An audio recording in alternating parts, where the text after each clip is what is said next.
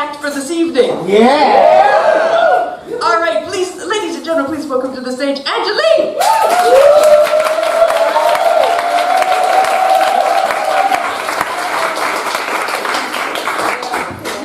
Hi, my name is Angelique, and I'm an introvert. But don't worry, I'm Dutch, so you won't notice this. I also don't drink a lot of alcohol, and I'm a vegan. I know what you're thinking. This girl is just partying through life. Where do I sign up? So I have basically 3 reasons for going vegan. There's the plight of the animals, and there's the environment, and there's pissing people off without the least amount of effort.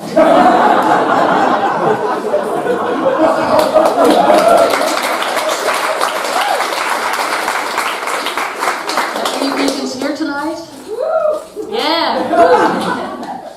So when I tell non-vegans that I've gone vegan, I get 3 reactions. I get, it's not healthy. Or I get, I could never do that. I also get to people who simply go, bacon!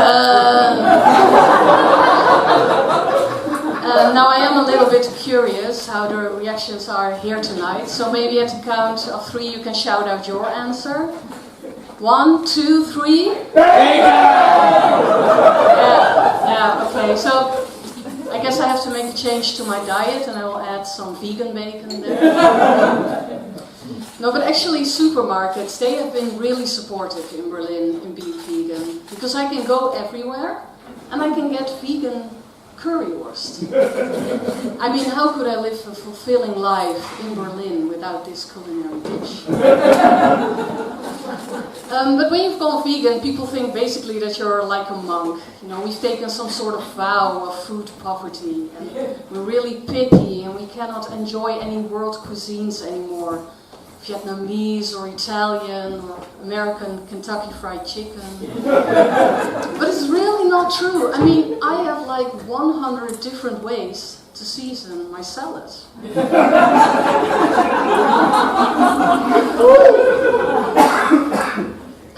So one of the reasons to become vegan is actually the meat industry's contribution to climate change.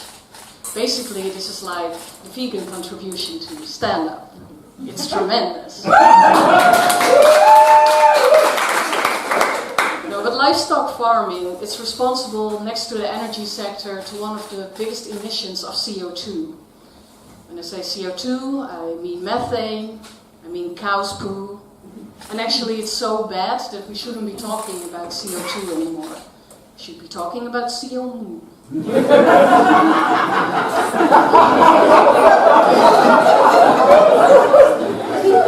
So, when you start to care about the environment and you become an environmental activist, things do get a little bit gloomy. And I don't just mean because on the course that we are going now, our species seems to be doomed.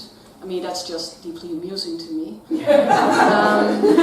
But, you know, things change. Like last week, I bought a soul bottle, which is not a bottle to put your soul in, it's to put water in. But I do put my soul into arguing with some people, especially people who like to fly around the world for no apparent reason. And sometimes you get into arguments. I mean, not with everybody. I don't disagree with everybody because there's the Flat Earth Society. They are not really big on flying because they believe, you know, at some point we're going to fall off this disc, so they don't fly so much. I think I found my tribe.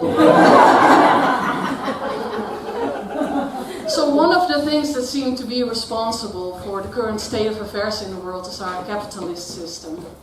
And within this system there are some people who seem to be responsible for creating meaningful changes, namely the corporate fat cats. It turns out I own one. And actually the vet was the first to tell me. She told me, "You have a fat cat." And then I started to notice different signs at home as well. Like this cat will only eat the big brands, like Shiba, Whiskas, McDonald's. And John, because of course it's a male, he will stay away from the bio brands with names like Yara, because they are out of his comfort zone. And sometimes John, he will steal food from Rainbow, my less capitalistic cat. And sometimes it gets so bad, you know, John takes the food, he takes off and he eats it in secret, and then he comes back to lobby with the government, which is me, for more food. And then I say, bad fat cat. So why would I do it? So why care so much about nature and the environment? Because nature is pretty. No, really, you go out, you travel, and you want to see the forests and the mountains. You want to see the lakes and unspoiled beaches.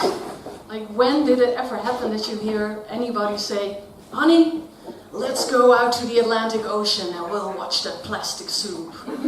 We'll watch some birds choke on straws and watch the sight of floating dead fish.